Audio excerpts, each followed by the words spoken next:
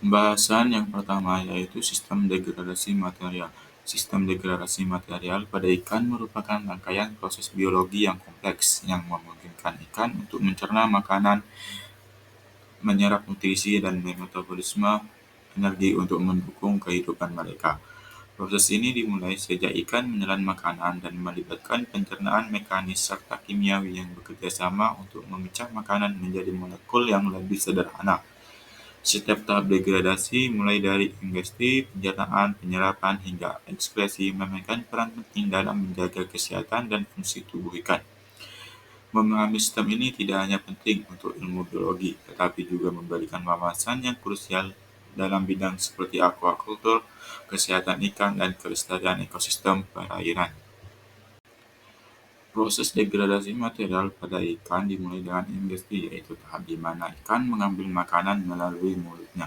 Jenis makanan yang dikonsumsi ikan bervariasi tergantung pada spesies dan habitatnya.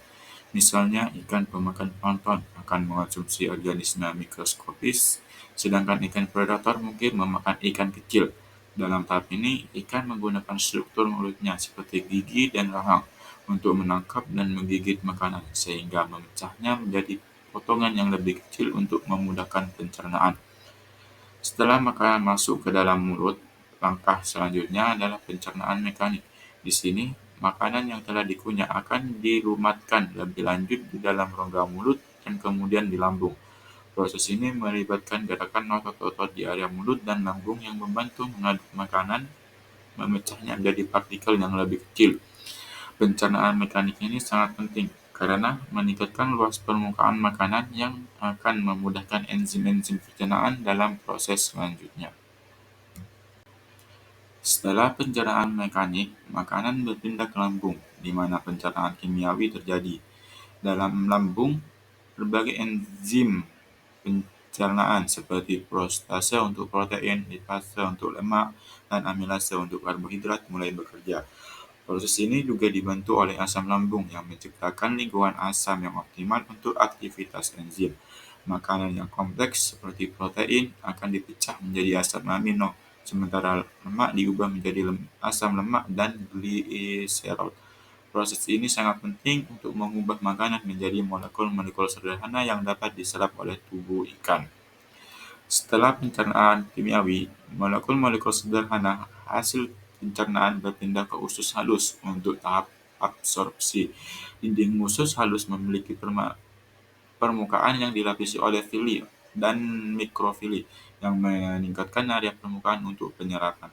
Nutrisi yang diserap seperti asam amino, asam lemak, dan gula sederhana masuk ke dalam aliran darah. Nutrisi ini kemudian didistribusikan ke seluruh tubuh untuk digunakan dalam berbagai proses vital, termasuk pertumbuhan, pemulihan jaringan, dan produksi energi.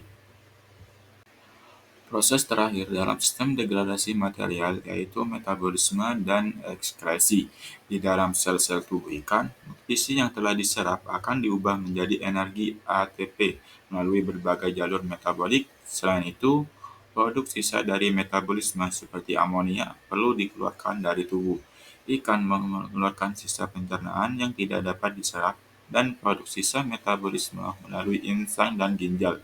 Proses rekresi ini sangat penting untuk menjaga keseimbangan internal dan mencegah akumulasi zat berbahaya dalam tubuh ikan.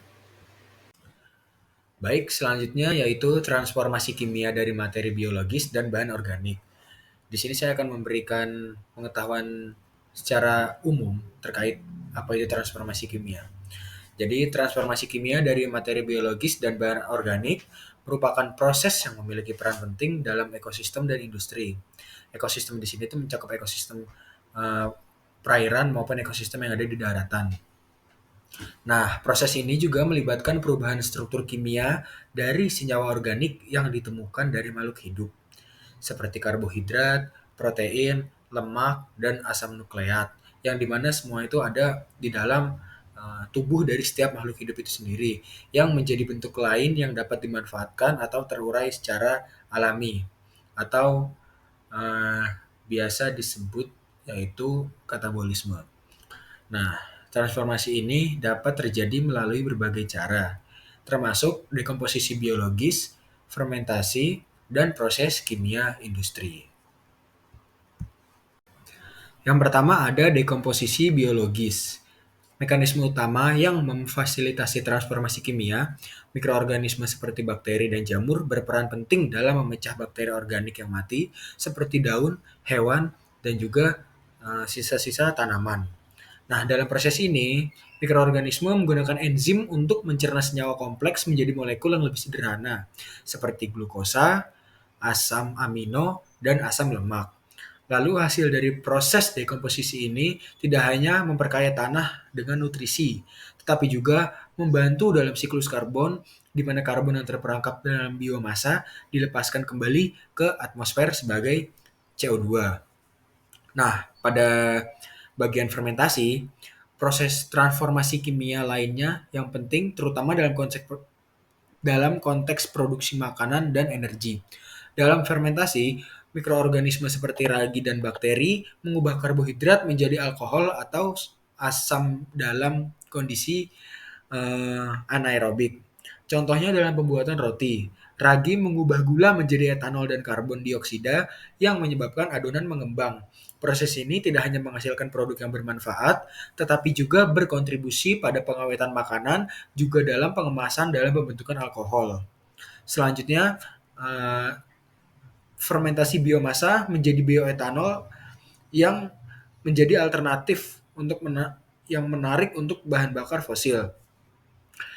Itu juga dapat membantu mengurangi ketergantungan pada sumber energi non-renewable. Lalu yang terakhir ada dari industri kimia. Transformasi kimia dari bahan organik berlangsung melalui proses sintesis kimia yang lebih kompleks. Bahan organik seperti minyak nabati dapat diubah menjadi biodiesel melalui proses transesterifikasi. Nah, senyawa organik yang dihasilkan dari transformasi kimia ini dapat digunakan dalam berbagai aplikasi industri, termasuk produksi plastik, obat-obatan, dan juga bahan kimia lainnya. Lalu, misalnya seperti polimer seperti polietilen dan polipropilen yang berasal dari bahan organik yang dapat digunakan dalam pembuatan barang sehari-hari. Lalu transformasi kimia ini juga berperan penting dalam pengelolaan limbah organik, di mana teknik seperti anaerobic digestion dapat mengubah limbah menjadi biogas yang dapat digunakan sebagai sumber energi. Nah, dari sisi lingkungan, pemahaman mengenai transformasi kimia dari materi biologis dan bahan organik sangat berperan penting dalam pengelolaan limbah dan upaya pemulihan ekosistem.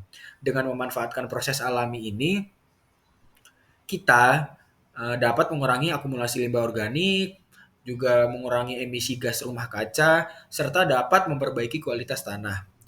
Penggunaan kompos sebagai pupuk alami tidak hanya mengembalikan nutrisi ke dalam tanah, tetapi juga meningkatkan kemampuan tanah dalam menyimpan air dan menyimpan banyak seperti benda-benda abiotik yang terkandung di dalamnya. Katabolisme pada ikan merupakan bagian penting dari proses metabolisme yang melibatkan penguraian molekul besar seperti protein, karbohidrat, dan lemak menjadi molekul yang lebih kecil untuk menghasilkan energi. Proses ini sangat penting bagi ikan untuk mempertahankan fungsi vitalnya seperti respirasi, sirkulasi darah, dan aktivitas fisik lainnya. Energi yang dihasilkan dari katabolisme tidak hanya digunakan untuk aktivitas sehari-hari, tetapi juga untuk memelihara proses biologis seperti pertumbuhan dan reproduksi. Proses katabolisme ini diatur oleh enzim yang memfasilitasi reaksi-reaksi biokimia, memastikan bahwa energi yang dibutuhkan dapat dihasilkan secara efisien. Selain itu, katabolisme juga berperan dalam menjaga keseimbangan energi dalam tubuh ikan, yang dapat dipengaruhi oleh faktor-faktor seperti suhu air, ketersediaan oksigen, dan asupan makanan. Selanjutnya, terkait dengan faktor yang mempengaruhi katabolisme, yang pertama ada perubahan lingkungan, ada kondisi lingkungan, dan yang terakhir ada kondisi tubuh ikan, di mana gambar-gambar di bawah ini merupakan gambaran dari faktor yang mempengaruhi katabolisme pada ikan. Faktor lainnya yaitu faktor lingkungan. di mana faktor lingkungan memiliki peranan penting yang signifikan dalam mempengaruhi katabolisme pada ikan. Misalnya suhu air, secara langsung mempengaruhi laju metabolisme basal ikan yang mencakup penggunaan energi untuk proses vital seperti respirasi, sirkulasi darah, dan pemeliharaan ion membran.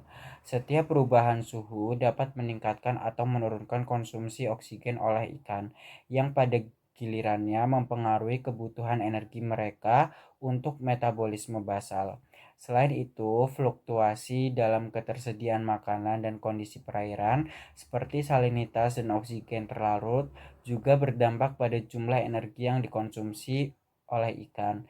Ini dapat menyebabkan peningkatan atau penurunan energi tubuh yang penting untuk pertumbuhan dan reproduksi. Selain itu, faktor selanjutnya adalah kondisi ikan itu sendiri, di mana termasuk stres atau penyakit dapat mempengaruhi katabolisme. Misalnya, ikan yang mengalami stres mungkin memiliki laju metabolisme yang lebih tinggi, yang membutuhkan lebih banyak energi dan dapat mempengaruhi keseimbangan energi dalam tubuh mereka. Kondisi fisik ikan memiliki peranan penting dalam proses katabolisme. Fase metabolisme yang menguraikan molekul organik menjadi bentuk yang lebih sederhana dan melepaskan energi. Faktor-faktor seperti suhu air, ketersediaan oksigen, dan nutrisi yang dikonsumsi berdampak langsung pada tingkat katabolisme ikan. Misalnya pada ikan yang dipuasakan, energi untuk metabolisme basal diperoleh dari hasil katabolisme cadangan tubuh. Perubahan lingkungan seperti polusi juga dapat mempengaruhi kondisi fisiologis ikan secara signifikan, dan suplementasi makanan ikan dapat mendukung metabolisme tubuh ikan untuk beradaptasi dengan kondisi tersebut. Selain itu, suhu air memiliki pengaruh yang jelas terlihat selama pemijahan, yang menunjukkan bahwa faktor lingkungan tidak hanya mempengaruhi katabolisme tetapi juga perilaku dan siklus hidup ikan. Oleh karena itu, perlu adanya pemahaman mendalam tentang pengaruh faktor lingkungan terhadap katabolisme sangat penting untuk memastikan kesehatan dan keberlanjutan hidup ikan dalam berbagai kondisi ekosistem. Selanjutnya ada katabolisme gula. Katabolisme gula adalah reaksi penguraian atau pemecahan molekul glukosa C6H12O6 menjadi unit molekul yang sederhana, serta menghasilkan energi. Tahapan reaksi tersebut adalah sebagai berikut. C6H12O6 ditambah 6O2, 6CO2 ditambah 6H2O, serta ATP. Katabolisme karbohidrat terdiri dari 4 tahap, yakni yang pertama glikolisis, yang kedua dekarboksilasi oksidatif, yang ketiga siklus Krebs, yang keempat rantai transfer elektron. Tahapan yang pertama ada glikolisis. Glikolisis terjadi pada sitoplasma sel. Pada tahapan ini terjadi perubahan glukosa menjadi molekul pirufat. Selain pirufat dihasilkan pula molekul NADH dan ATP. Glikolisis terdapat 9 langkah yang tertera pada gambar di samping. Langkah pertama sampai langkah ketiga adalah tahapan yang memerlukan energi. Jadi dari glukosa akan dirubah menjadi glukosa 6-fosfat, kemudian fruktosa 6-fosfat, kemudian akan dirubah menjadi fruktosa 1,6-fosfat. Dalam tahapan ini ada 2 kali penambahan fosfat yang berasal dari ATP. Selanjutnya pada langkah keempat ada tahapan pemecahan atom karbon. Jadi yang sebelumnya dari fruktosa 1,6-fosfat akan diubah menjadi fosfogliserdehid. Pada langkah ini atom karbon yang semula berjumlah 6 akan dipecah menjadi 2 sehingga masing-masing menjadi senyawa dengan 3 karbon. Langkah kelima sampai langkah ke-9, pada tahapan ini terjadi pelepasan energi berupa ATP. Kunci penting di sini dimulai dari fosfogliserdehid terjadi penambahan fosfat anorganik dan menghasilkan NADH. Fosfogliserdehid diubah menjadi 1,3 fosfogliserat yang memiliki 2 fosfat. Ketika kedua fosfat tersebut dilepaskan, maka akan membentuk energi ATP. Tahapan yang kedua ada dekarboksilasi oksidatif. Proses oksidasi pirufat terjadi di mitokondria. Jalur ini merupakan jalur respirasi aerob dan asam pirufat masuk ke dalam mitokondria. Diubah menjadi 2 asetil-CoA, oksidasi pirufat menghasilkan output berupa asetil-CoA, NADH, dan CO2. Dekarbosilasi oksidatif sendiri pada tahap ini terjadi proses yang sederhana, yakni perubahan asam pirufat yang memiliki 3 atom karbon menjadi 2 atom sitrat yang memiliki 2 atom karbon. Jadi hasilnya adalah 2 NADH, 2 CO2, dan asetil KOA. Tahapan yang ketiga ada siklus Krebs. Siklus Krebs adalah proses yang terjadi pada mitokondria organisme eukariotik. Siklus Krebs menghasilkan NADH, FADH2, dan ATP. Tahapan dalam siklus Krebs diawali dengan pengubahan asetil KOA menjadi sitrat hingga sampai oksaloasetat yang terbentuk akan bereaksi dengan asetil KOA yang baru memasuki siklus Krebs. Awalnya, asetil KOA akan berikatan dengan oksaloasetat dan terbentuk sitrat. Sitrat akan diubah menjadi isositrat dan isositrat akan diubah menjadi alfa ketoglutarat yang akan menghasilkan 1 NADH. Alfa ketoglutarat diubah menjadi subsitrat di mana langkah ini akan menghasilkan 1 NADH dan 1 ATP. Dan subsitrat tadi akan diubah menjadi fumarat yang akan menghasilkan 1 FADH2. Selanjutnya, fumarat akan diubah menjadi malat dan malat akan diubah menjadi oksaloasetat yang akan menghasilkan 1 NADH. Oksaloasetat yang terbentuk tadi bereaksi dengan asetil KOA yang baru memasuki siklus Krebs. Jadi dalam tahapan ini terjadi secara bersiklus. Tahapan yang terakhir ada transport elektron. Elektron yang terbentuk dari siklus Krebs kemudian akan mengalami proses lebih lanjut ke rantai transport elektron. Elektron-elektron ini akan melewati protein-protein pada membran mitokondria dan hasil akhirnya adalah molekul ATP. Transfer elektron terjadi di membran dalam mitokondria. Di membran ini terdapat bagian-bagian penting yang berperan sebagai penerima elektron. NADH dan NADH2 yang dihasilkan sebelumnya akan menjalani proses transport elektron untuk menghasilkan ATP. Proses katabolisme lemak pada ikan melibatkan beberapa tahap kompleks untuk mengubah lemak menjadi energi. Nah, yang pertama ini, lemak yang dikonsumsi ikan, terutama trigliserida, dicerna di saluran pencernaan. Lalu enzim limpase yang diproduksi di pankreas memecah trigliserida menjadi asam lemak dan gliserol. Selanjutnya, asam lemak dan gliserol yang dihasilkan akan diserap oleh sel-sel usus dan kemudian masuk ke dalam sirkulasi darah. Nah, di dalam darah tersebut, asam lemak biasanya nanti diangkut dalam bentuk kompleks dengan protein yang disebut lipoprotein. Nah, setelah semua itu, kemudian kan asam lemak dan gliserol kan nanti sampai di sel-sel, terutama di sel otot dan hati. Asam lemak akan diaktifkan dengan diangkut ke mitokondria. Nah, di mitokondria itu sendiri, asam lemak mengalami beta oksidasi. Nah, beta oksidasi itu proses di mana asam lemak dipecah menjadi unit-unit 2 karbon dalam bentuk asetil-CoA. Selanjutnya, asetil-CoA yang dihasilkan dari beta oksidasi tadi akan memasuki siklus asam sitrat atau yang biasa disebut siklus Krebs, di mana ia akan diubah menjadi CO2 dan menghasilkan molekul energi seperti ATP, NADH, dan FADH2. Nah, NADH dan FADH2 ini yang dihasilkan dari siklus asam sitrat tadi akan memasuki rantai transport elektron, di mana mereka digunakan untuk menghasilkan ATP melalui proses fosforilasi oksidatif. Nah, energi yang dihasilkan tersebut dihasilkan dari proses tadi digunakan oleh ikan untuk berbagai fungsi biologis seperti pertumbuhan, pemeliharaan sel-sel tubuh, dan aktivitas-aktivitas fisik ikan yang lain. Nah, proses ini aslinya sangat efisien, memungkinkan ikan untuk memanfaatkan lemak sebagai sumber energi utama pada saat terutama saat sumber karbohidratnya itu terbatas. Nah, yang selanjutnya ini ada faktor yang mempengaruhi laju katabolisme lemak pada ikan. Nah, yang pertama ini suhu air atau temperatur perairan.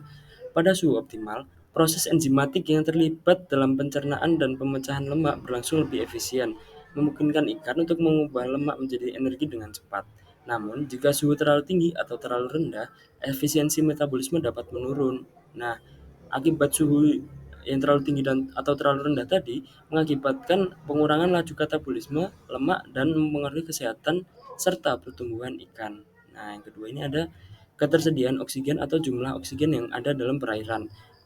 Karena proses ini sebagian besar bersifat aerobik, memerlukan oksigen untuk memecah asam lemak menjadi energi.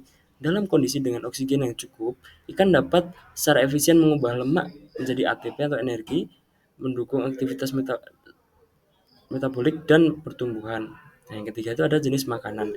Jenis makanan yang dikonsumsi ikan sangat mempengaruhi laju katabolisme lemak karena komposisi nutrisi dari jenis makanan atau pakan ikan tersebut menentukan seberapa efisien ikan dapat memanfaatkan lemak sebagai sumber energi. Jika ikan sering mengonsumsi lemak yang sehat seperti lemak tak jenuh, mereka cenderung lebih mampu memecah lemak dengan efisien dan menghasilkan energi yang diperlukan untuk pertumbuhan dan aktivitas fisik ikan. Oke, di sini saya akan menjelaskan terkait katabolisme protein pada ikan, yang di mana katabolisme protein pada ikan itu ialah proses di mana protein itu terdapat dalam tubuh ikan yang di mana akan terpecah menjadi asam amino dan senyawa lainnya untuk digunakan sebagai sumber energi atau untuk sintesis senyawa penting lainnya. Kan proses ini terjadi terutama jika ikan mengalami kekurangan energi dari sumber makanan atau saat ikan dipuasakan. Lalu ada beberapa langkah saat ikan melakukan katabolisme protein yang di mana ada pencernaan dan penyerapan, yaitu protein yang akan dikonsumsi oleh ikan melalui pakan akan dicerna dalam sistem pencernaan menjadi asam amino. Proses ini melibatkan enzim protase yang memecah ikatan peptida dalam protein. Lalu ada transportasi asam amino, yaitu setelah dicerna, asam amino diserap ke dalam aliran darah dan diangkut ke berbagai jaringan tubuh untuk digunakan dalam berbagai proses metabolisme. Lalu selanjutnya ada proses deaminasi dan proses penggunaan energi. Di mana proses deaminasi itu ialah sebelum asam amino dapat digunakan sebagai sumber energi, mereka harus mengalami deaminasi, yaitu penghilangan gugus amino atau NH2. Proses ini menghasilkan amonia atau NH3 dan sisa-sisa karbon yang dapat digunakan dalam siklus Krebs untuk menghasilkan energi.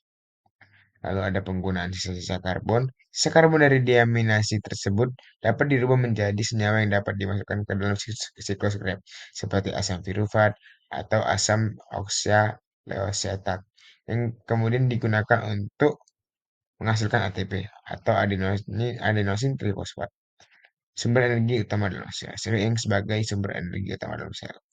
Lalu ada ekskresi amonia, yaitu amonia yang dihasilkan dari proses deaminasi tadi adalah toksik, sehingga ikan harus mengekspresikannya. Ikan biasanya mengeluarkan amonia langsung ke dalam air melalui insangnya, di mana ia dapat diencerkan. Lalu ada katabolisme protein, yaitu katabolisme protein sangat penting bagi kita ikan, terutama dalam kondisi di mana sumber energi dari karbon atau lemak tidak tersedia. Maka ikan akan melakukan proses katabolisme protein. Proses ini memungkinkan ikan untuk mempertahankan fungsi vital dan mendukung aktivitas metabolisme basal mereka. Katabolisme asam nukleat. Katabolisme asam nukleat pada ikan merupakan serangkaian proses biokimia yang memecah nukleotida menjadi komponen yang lebih sederhana. Nukleotida terdiri dari basa nitrogen, purin dan pirimidin, gula pentosa, dan gugus fosfat. Katabolisme asam nukleat pada ikan diawali dengan pemecahan asam deoksiribonukleat (DNA) dan asam ribonukleat (RNA) oleh enzim nuklease, di mana hal ini bekerja di saluran pencernaan dan menghasilkan nukleotida bebas. Nukleotida yang dihasilkan kemudian dipecah lebih lanjut menjadi nukleosida oleh enzim fosfatase dan nukleotidase yang menghilangkan gugus fosfat. Nukleosida terdiri dari basa nitrogen yang terikat pada gula pentosa. Basa nitrogen, terutama purin dan pirimidin, mengalami berbagai degradasi. Purin seperti adenin dan guanin dipecah melalui jalur yang menghasilkan asam urat. Pada ikan, produk air degradasi purun bervariasi menurut spesies. Beberapa spesies ikan mengeluarkan asam urat sebagai produk akhir, sementara spesies lain mengubah asam urat menjadi allantoin melalui enzim urikase. Pemecahan pirimidin seperti sitosin, timin, dan urasil menghasilkan produk akhir yang lebih sederhana seperti amonia, alanin, asam aminoasid subatirat. Amonia yang dihasilkan dapat digunakan untuk mensintesis ulang senyawa nitrogen lain atau dikeluarkan langsung melalui insang. Meskipun amonia merupakan produk beracun bagi banyak organisme, ikan memiliki kemampuan untuk mengeluarkan amonia langsung ke dalam air melalui proses difusi pasif di dalam insangnya. Kesimpulannya yaitu sistem degradasi material pada ikan merupakan proses biologi yang kompleks, meliputi pencernaan, penyerapan, dan metabolisme yang esensial untuk mendukung kehidupan dan fungsi vital ikan.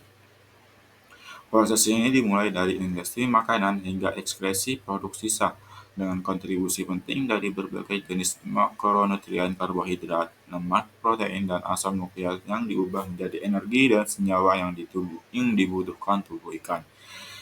Katabolisme karbohidrat, lemak, protein, dan asam nukleat tidak hanya bergantung pada jenis makanan yang tersedia, tetapi juga dipengaruhi oleh faktor lingkungan seperti suhu, oksigen, dan kondisi fisiologis ikan. Memahami proses ini penting, tidak hanya untuk keperluan biologi dasar, tapi juga untuk aplikasi dalam aquaculture, kesehatan ikan, dan konservasi ekosistem perairan.